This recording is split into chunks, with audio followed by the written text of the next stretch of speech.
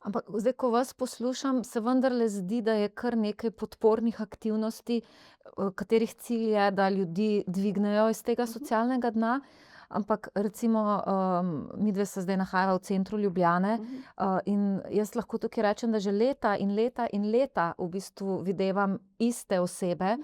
da pravzaprav tudi vidimo, ali pa vem, kje jih bom našla, kje kdo Ja. spi, denimo, kje bo kdo Mhm. prodajal revijo Kralji ulic, recimo. Kako je možno, da pri vseh teh, možnostih vendarle so določene osebe, pa sploh jih ni tako malo, Mhm. ki pa vztrajajo na Ja. ulici? Zato, ker, tako kot sem rekla, tudi ta, če se vrnem, zato ker se mi zdi to pač evidentni podatki, raziskava, ki smo jo delali lansko leto, ki je potrdila vse naše izkušnje iz prakse, je to, da mi nimamo izhodov iz brezdomstva. Tako sem rekla, veliko teh oseb, ki jih srečujemo redno, bodisi spijo v zavetišču, prenočitvenem in čez dan, pač so zunaj. A ne. Se pravi, ni dovolj izhodov, ki bi nekomu rekli, ok, zdaj mi tebe tle nekako podpremo, mislim, zdaj ti nudimo neke možnosti, potem pa te vodimo do izhoda iz tega. A ne. Tega ni, tega večinoma ni v Sloveniji, a ne. Ne vem, mi pa še neke druge organizacije delamo, ampak večinoma je tako vztrajanje v brezdomstvu, a ne. To je ključni problem in to se je pokazalo s to raziskavo, a ne, da pač nimamo izhodov. Rečemo, opravljamo, damo hrano, pa damo obleko, pa damo tuš, pa damo čez noč streho nad glavo, ampak človek ne bo iz tega izšel, pač on ni več lačen, pa ni več umazan, pa čez nekje po noč spi, ampak kje smo aktivno nekoga podprli, a ne, to je ena stvar. Mislim, te iste osebe, ki jih srečujete, so pa večinoma osebe, ki imajo kompleksne težave in tudi takšnih programov v Sloveniji nekako nimamo, a ne. To so ljudje, ki jih noben noče, jaz tako kar iskreno povem. To so ljudje, ki na koncu tudi na Kraljih pristanejo, zato ker jih noben noče, zato ker so to osebe, ki imajo lahko hude težave v duševnem zdravju in, jih recimo organizacije na tem področju, ki delajo zaradi tega, ker mogoče imajo še težave z zasvojenostjo, ne želijo. Moram reči tule tudi, da mi zelo slabo sodelujemo s psihiatrično bolnišnico, tudi lahko tako povem, zato ker, in potem ti primeri, ki so najbolj kompleksni, tudi one rečejo, da malo ne vedo, kaj bi lahko, ne, mi bi si mogoče želeli malo več sodelovanja z njihove smeri, zato ker so ljudje v hudih, hudih duševnih stiskah, ki se potem leta in leta znajdejo na ulici. Torej to so ljudje, ki nikamor ne pašejo. In ti ljudje krožijo malo med nami, pa med raznimi institucijami, ki bi jih mogle, ne vem, psihiatričnimi bolnicami, zapori, nekim sistemom socialnim ali pa nekim sistemom kaznovanja in sistemom pomoči, skozi krožijo med tem, a ne, in v bistvu nikjer ni neke prave rešitve, a ne. Tako da to je glavni razlog, zakaj te osebe ene in iste ostanejo zunaj, a ne. So te tudi najbolj vidne, najbolj kompleksne, največ pritožb tudi mi dobimo čez te osebe, a ne, najbolj so lahko moteče. Zato ker v bistvu imajo to kompleksne potrebe, noben pa zares ne naslavlja tega, ne vem, konec koncev odločevalci še vedno ne razpisujejo takih programov, ki bi jih lahko pač podprle take osebe. Mogoče na tem mestu lahko povem, večina programov, ki delajo na področju brezdomstva, so nevladne mislim, izhajajo iz nevladništva, a ne. Mi nimamo javnih programov. Imamo zavetišča recimo, ki so v sklopu nekih centrov za socialno delo, in to je skorajda to. Imamo neki javni zavod recimo v enem koncu Slovenije, ki dela na tem področju, ampak večinoma temelji na nevladništvu in na razpisih, na katere se moramo mi prijavljati in potem upati, da dobimo denar. Pa še ta Vedno denar vam jemljejo potem vsakič, ko je treba in ko ni treba. tako, tako. Mi smo prvi, ki nas režejo, in zadnji, ko nam zvišajo stvari. Ja. Je vedno več podpore, no, moram reči, da se je zavedanje, konec koncev smo spisali prvo strategijo v Sloveniji na področju za končanje brezdomstva. Sicer vlada še ni potrdila, čeprav je na mizi že eno leto skorajda, imeli smo že veliko predstavitev, vlada še vedno ni potrdila, tako da mogoče to tudi malo vprašanje, zakaj ne. Še vedno čaka, ampak je vsaj bila ta pripravljenost, da se to spiše. Tako da se sredstva višajo, tudi v Mestni občini Ljubljana je vedno več programov na tem področju, ampak pomembno je, da je več programov, pa pomembno je, da grejo v pravo smer ti programi. To je pač ključno. A imajo visoke cene nepremičnin, visoke cene najemnine, tudi kaj prstov vmes pri brezdomstvu? Ja, absolutno. Hvala za to vprašanje. Namreč, zakaj hvala? Zato, ker velikokrat smo mnenja, da je samo brezdomstvo nek del socialnih problemov ali pa zdravstvenih problemov, se pravi teh nekih dveh resorjev. In končno se mi zdi, da smo uspeli prepričati tudi odločevalce, da je to v bistvu stanovanjski problem. A ne. Mislim, čeprav je logično brezdomno, pa rečemo seveda, da je problem stanovanja, ampak ne rešujemo na ta način, na način nekih dostopnih stanovanj, ki bi ljudem lahko omogočali. Zato to Jaz sem rečem. se zadnjič pogovarjala z enim od gospodov, ki je tukaj redno v bistvu tam na Nazorjevi. On je očitno, čez dan je res zunaj, očitno je bival v sobi in mi je razložil na dolgo in široko, kako je obupan, ker more ven iz svoje sobe in da preprosto so cene takšne, da se mu sanja ne, kje bo dobil v bistvu nadomestno sobo. In sem se prvič začela spraševati, sem res, pa ti zberi 600 ali pa 700 evrov vsak mesec, pa da te sploh nekdo vzame, pa da ti bo sploh nekdo Saj. dal to Tako, najemnino. mi smo včasih mi smo vedno tako proaktivni bili v tem smislu, da smo pač rekli prvo, pač človeku iščemo sobo, pa pomagamo pri tem.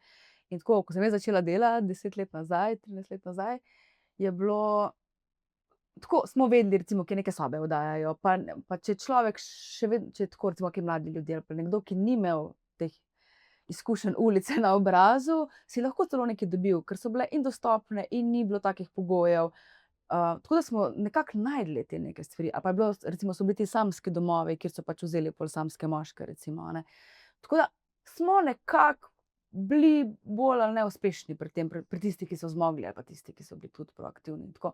Zdaj se mi zdi, da se tudi pri naših zaposlenih vidi ta frustracija, ko enostavno ne zmoreš najti sobe.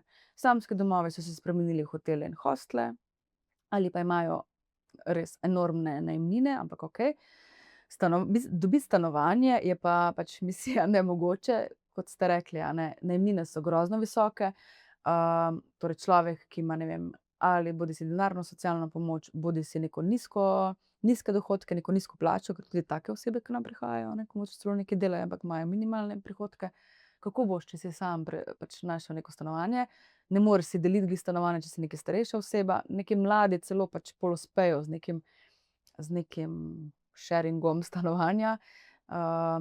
Največji problem vsega tega pa je, da je nekdo, ki se mu pač mogoče pozna malo, če rečem tako, življenje na telesu, in to ni šans, da bi nekomu dali tako stanovanje, a ne. Pač jaz, ko malo gledam te oglase, ali pa sem gledala, je to pač, mislim, to je že kot razgovor za službo, a ne.